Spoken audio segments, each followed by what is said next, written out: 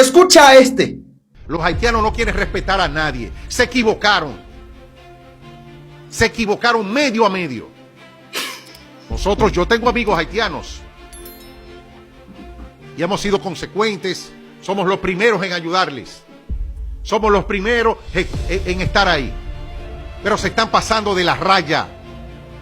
Y va a llegar el momento, repito, de que el dominicano se va a cansar. La única pregunta que yo tengo que hacerla a este chamaquito: ¿quién crees que eres tú para exigir respeto hacia nosotros como la pámpara,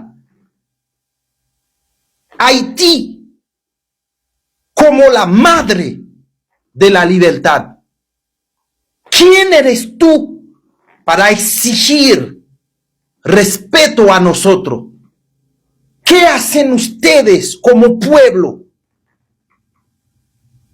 Tú no recuerdas que si no fuera por nosotros, República Dominicana no había existido todavía. Ustedes tienen memoria de pollo. Olvida muy rápido.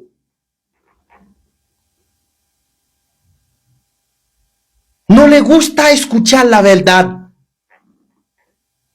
Entiéndeme.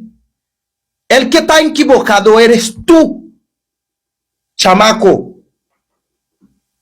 Porque tú no sabes lo que estás diciendo. Tú no sabes lo que estás hablando.